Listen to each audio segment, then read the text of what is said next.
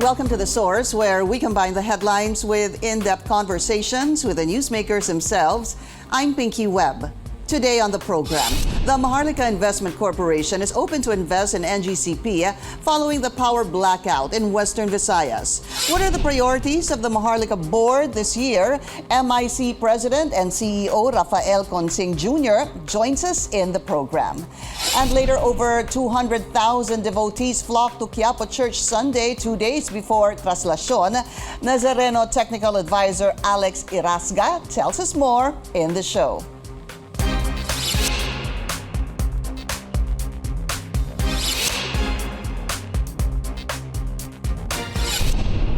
The Maharlika Investment Corporation is eyeing to invest in the National Grid Corporation of the Philippines, or NGCP, after the power grid drew flack for the prolonged power outage in Panay Island last week. Malacanang said MIC President Rafael Jr. is endorsing the investment proposal since NGCP's stability is linked to the country's economic well-being. The palace added the MIC will be transparent with the process to ensure efficient use of public funds. Let's go straight to the source of the story. We have Maharlika Investment Corporation President and CEO Rafael Jr. Mr. Consing, welcome to The Source. Glad to finally have you. Thank you for your time.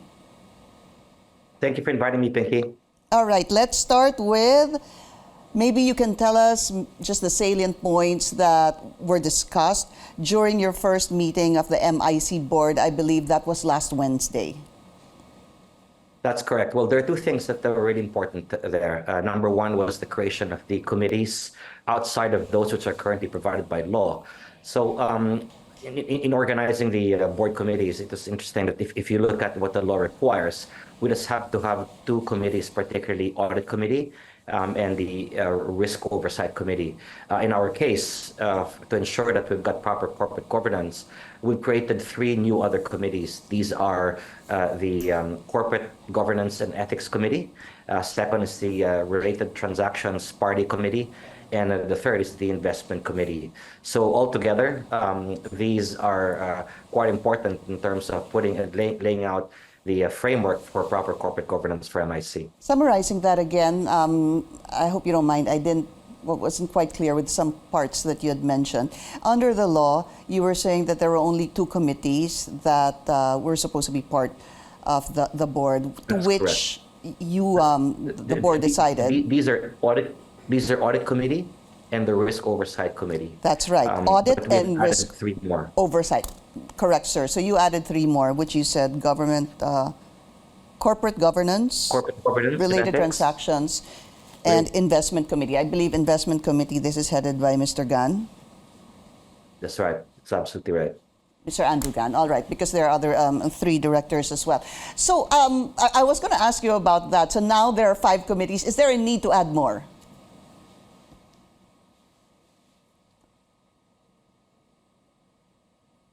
I'm sorry, I can't hear you. Mr. Consing, can you hear me now? Okay, I can hear you. All right, so you were saying that there are 5 committees. Is there a need to add more as you probably progress or go along? No, rather what we intend to do is to have the compliance committee subsumed under the corporate governance committee. So what we're doing is we're trying to align ourselves with the corporate governance scorecard. This is the Asian Corporate Governance Scorecard, was what I was following very closely when I was at ICTSI. And what we're doing is we're taking that practice in the private sector and we're applying it in MIC. All right. How much capital does the Maharlika investment have at the moment? Well, what's been approved is about 125 billion pesos. We're in about 62.5 billion will be delivered by the end of March, or by the end of the first quarter. And the balance will be delivered over a period of about, well, for the rest of the year, by the ROP.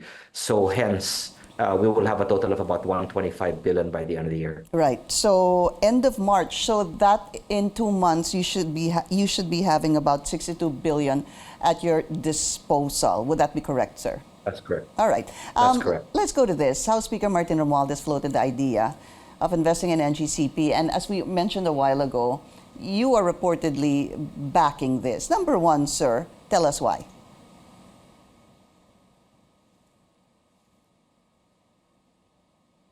Mr. Consing?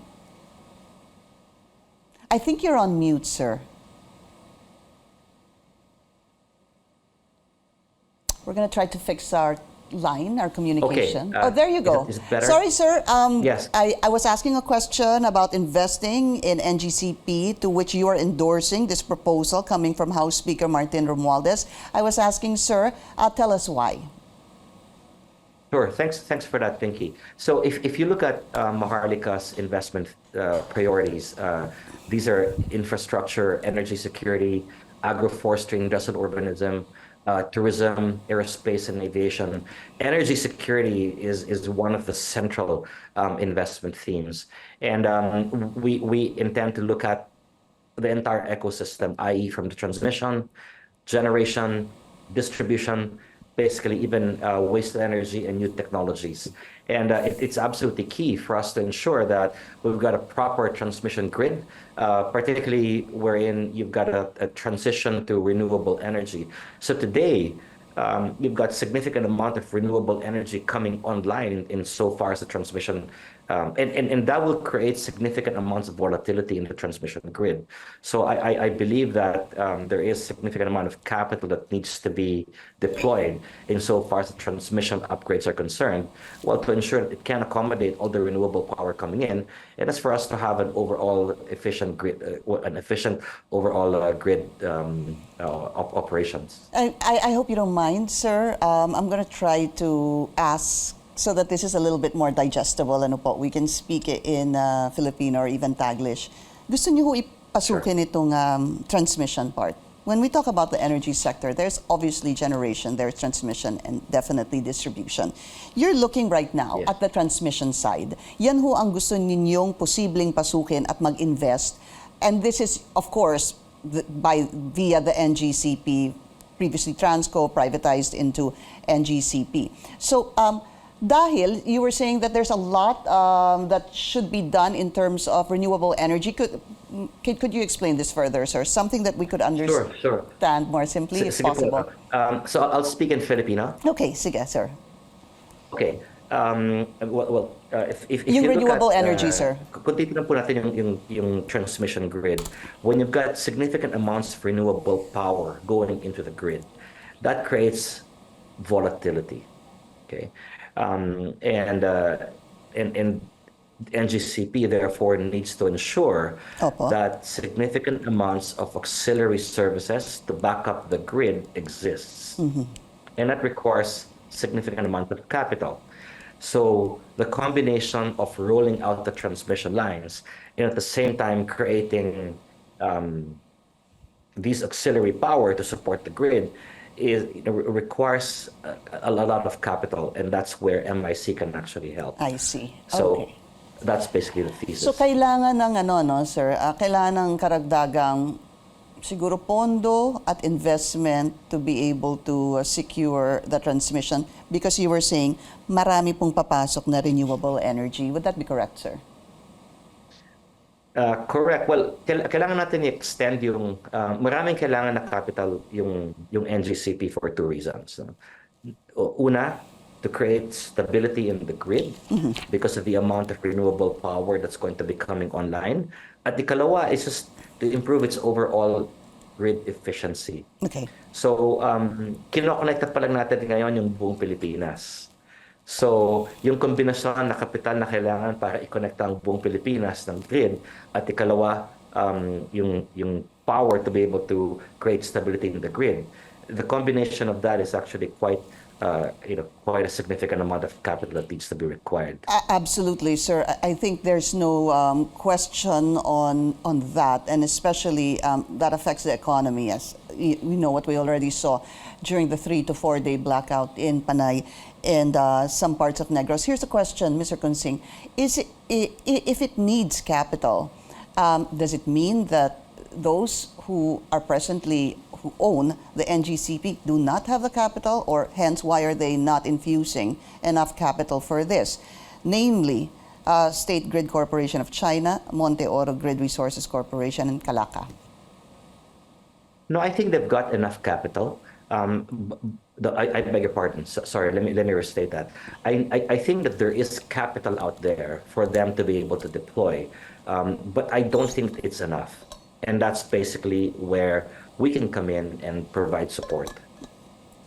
So, kulang po siguro yung kanilang pondo para sa expansion and improvement. Correct. Yes, exactly.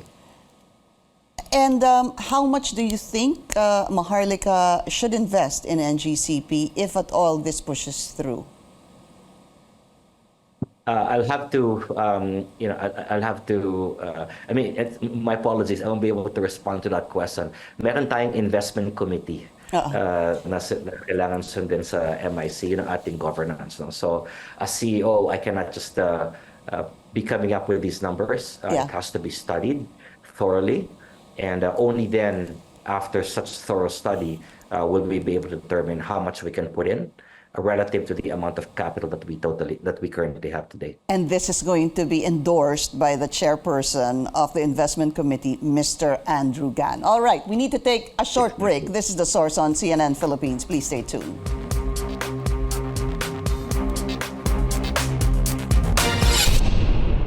You're watching The Source on CNN Philippines. I'm Pinky Webb. Our source today, Maharlika Investment Corporation President and CEO Rafael Jr. Sir, I also wanted to find out from you, while you are backing this proposal to invest in NGCP, what about the rest of the members of the board?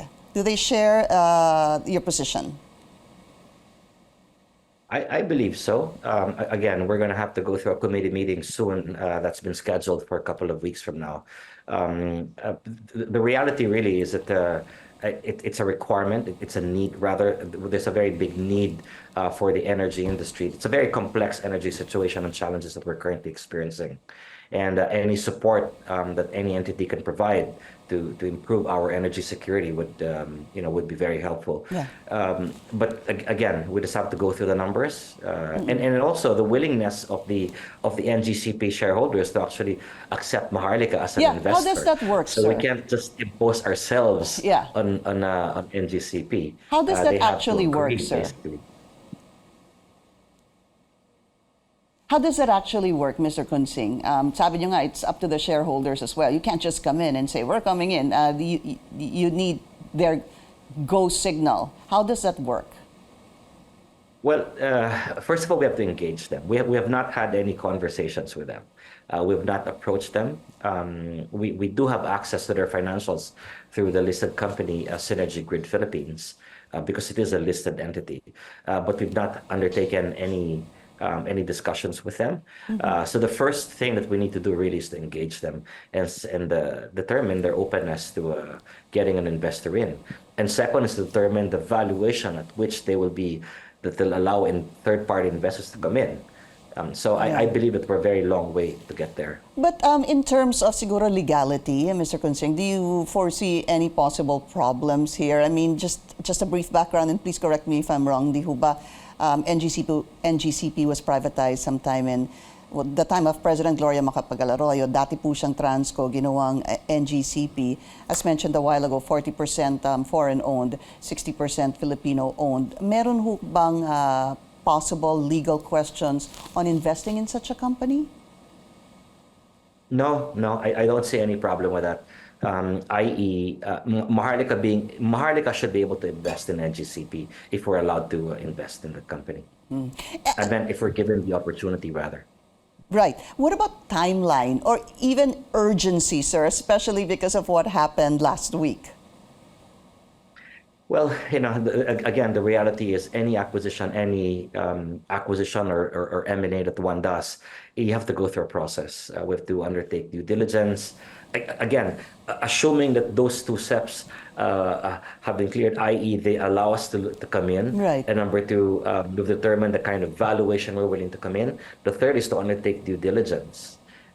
So I intuitively, to my mind, should this occur, really, we're probably about nine months to probably about a year away from actually concluding a transaction. It's a quite complex transaction, in my opinion. It's not as easy as it sounds, huh? And we haven't engaged them, so it'll take a bit of time. Yeah, but because you haven't even engaged them, and this was, the blackout just recently happened. There was a press conference by the Energy Secretary.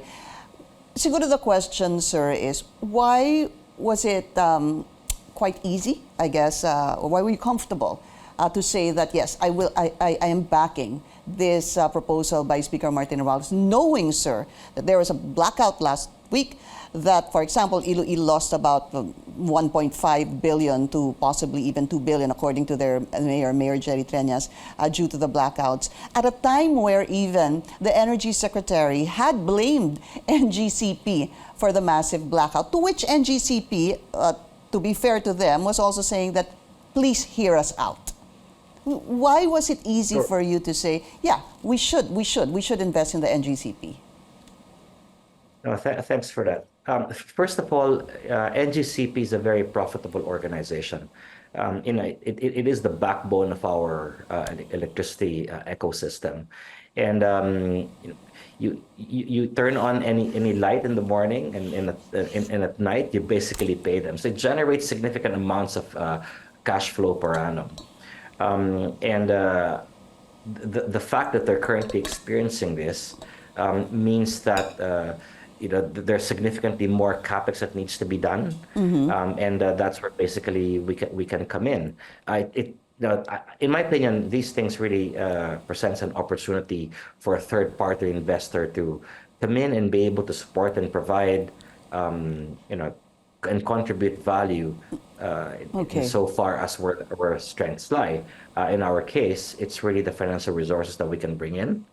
And we can and come up with co-create solutions to very specific challenges and tasks that they need to undertake.